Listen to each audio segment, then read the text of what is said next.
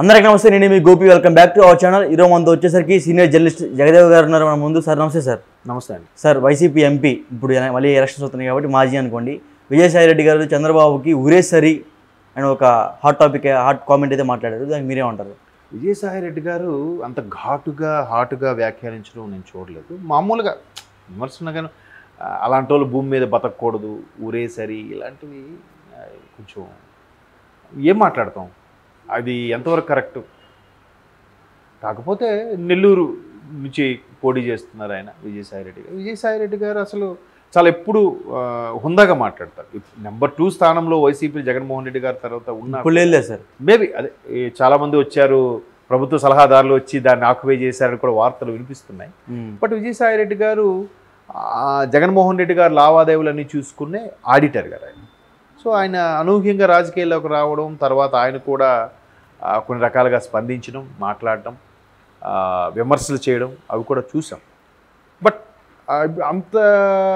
But వైసీపీలో కూడా ఒక కల్చర్ ఉండే అందరూ విమర్శించే మాట ఏంటంటే, ఏముంది ముందు వైసీపీలోకి రావాలి, పదవి కావాలి, లేదా వైసీపీ తీర్థం పుచ్చుకోవాలంటే ప్రధాన క్వాలిఫికేషను చంద్రబాబు నాయుడు గారిని తిట్టాలి అని మనం చాలా సందర్భాల్లో చాలామంది విశ్లేషకులు చెప్పగా నేను విన్నాను.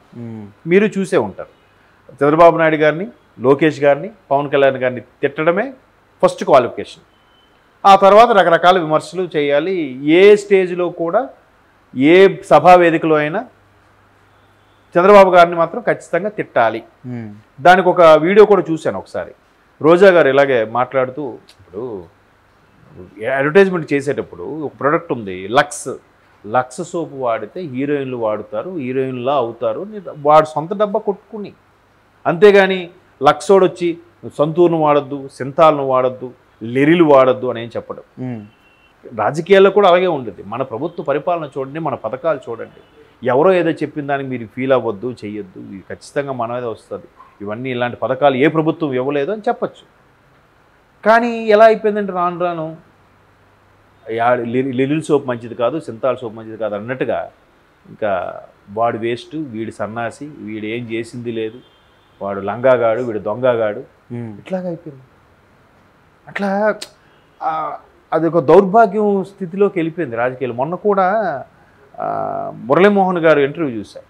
వాళ్ళ కోడలు గారు లాస్ట్ టైం 2019లో కంటెస్ట్ చేశారు కృష్ణా జిల్లాలో, మచిలీపట్నమా పెడన సంథింగ్ కంటెస్ట్ చేసినప్పుడు అఫ్కోర్స్ గెలవలేదు అనుకోండి.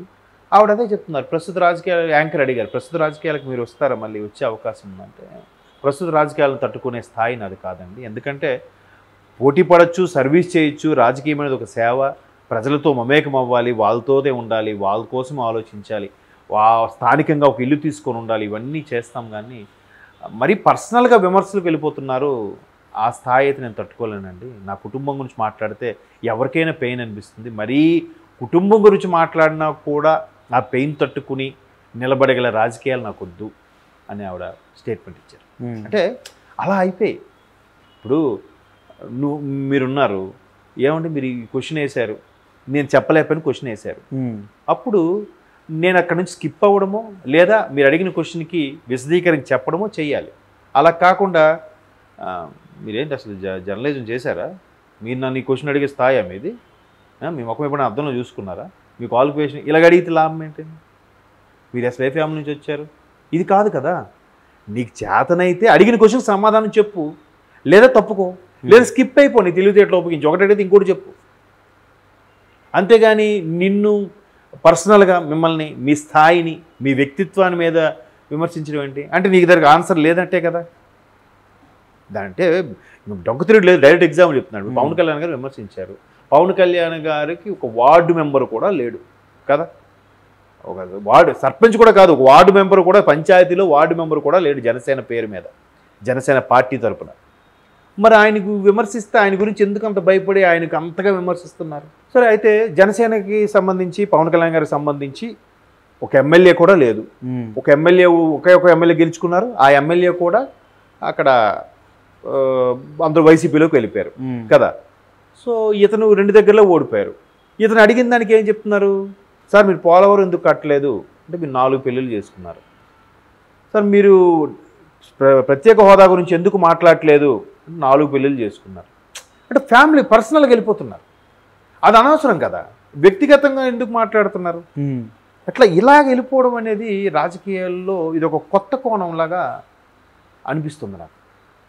అంటే ఇప్పుడు పవన్ కళ్యాణ్ గారికి జనసేన పార్టీకి ఓటింగ్ పర్సంటేజ్ ఎంత ఉందో నాకు తెలియదు, కానీ అంటే గత ప్రభుత్వం గత అసెంబ్లీ ఎన్నికల ప్రకారం చూస్తే 5 to 6% ఎంతో ఉందని అన్నారు. ఇప్పుడు అది 12 నుంచి 15 వరకు పెరిగే అవకాశం కూడా ఉందన్నారు. ఆ ప్రకంపనలు కూడా కనిపిస్తున్నాయి. సో ఇటువంటి ఇప్పుడు అంత స్థాయిలో ఒక ఎమ్మెల్యే కూడా లేని జనసేన పార్టీకి ఎందుకు అంత విమర్శించేసి పర్సనల్గా లైఫ్లోకి వెళ్ళిపోతున్నారు? మీకు అర్థమైందా? లేదు, వీడు ఆ హీరోయిన్తో లింక్ పెట్టుకున్నారు. మొన్న ఇక్కడ ఫోన్ ట్యాపింగ్ వ్యవహారంలో కూడా చాలా ఒకసారి కేటీఆర్ గారు కూడా అదే చెప్పారు. ఇప్పుడు నన్ను అనొచ్చు, మా అబ్బాయి లావుగుంటాడు అదే ఉంటాడని కూడా విమర్శించారు. అది కరెక్ట్ కాదు, అంతే కదా. ఇప్పుడు ఆయన వరకు ఎన్నేను అనండి, ఆయన పర్సనల్గా వెళ్ళకూడదు. మీ అబ్బాయి లావుగుంటాడు, అది తప్పదు. అంటే ఏంటి? ఆయనతో డిబేట్ చేయలేక, ఆయన ముఖాముఖిగా ఎదుర్కోలేక, ఆయనతో సరిగ్గా విమర్శలు చేయలేక, ఆయన మాటల ధాటికి తట్టుకోలేక మీరు ఎట్లా వెళ్ళిపోతున్నారు? మొన్న రోజా గారు ఏమంటున్నారు? గాడిదకి వచ్చినట్టు 50 ఏళ్ళు వచ్చినాయి, ఇంకా మీకు బుద్ధి రాలేదు అని పవన్ కళ్యాణ్ గారిని విమర్శిస్తున్నారు. అవి ఏంటంటే మాటలు ఎలా ఎవరా మాట్లాడతారు? ఒకప్పుడు మాస్టర్లు, గవర్నమెంట్ స్కూల్స్ మాస్టర్లు పిల్లల్ని ఒరే గాడిద ఎవరా దున్నపోతు ఇట్లా తిట్టేవారు, అంతే. అలాగని బూతులు తిట్టేవారు కాదు. ఇప్పుడు మాస్టర్లు అది కూడా తిట్టడం లేదు. తిడితే మళ్ళీ పేరెంట్స్ తీసుకొని వచ్చేస్తున్నారు, వెంటనే మీడియా కూడా రెడీ అయిపోతుంది. పిల్లల్ని దూషించిన మాస్టారు ఇంకా ఆయన తలక్కడ పెట్టుకో, కొడితే తప్ప మొక్కై వంగనిది మానే వంగుతుందా? దాన్ని కూడా తప్పు పట్టేలాగా వేరే యాంగిల్లో చూపిస్తున్నారు. అర్థమైందా? కాబట్టి అసలు అలాంటి పదాలు వాడి పెద్ద పెద్ద స్థాయిలో ఉండి మాట్లాడడం అనేది కొద్దిగా ఇబ్బందికర పరిస్థితులే. బట్ ఇంకేం విమర్శించలేక, ఏం అనలేక, లేదంటే పార్టీ అధిష్టానం ఇచ్చే ఆజ్ఞల ప్రకారం విజయసాయిరెడ్డి అలా మాట్లాడారు, లేదంటే నిజంగా చంద్రబాబు నాయుడు లాంటి వ్యక్తి అంటే అంతకన్నా నేరాలు ఘోరాలు చేసే దుర్మార్గులు గజదంగులు అందరూ ఉన్నారు కదా, వాళ్ళని ఎవరు తిట్టలేదులే.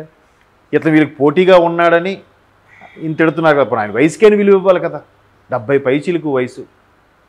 మరి అట్లా తిట్టి అలా మాట్లాడితే బతకడానికి అర్హత లేదనేది చాలా పెద్ద పదం అది.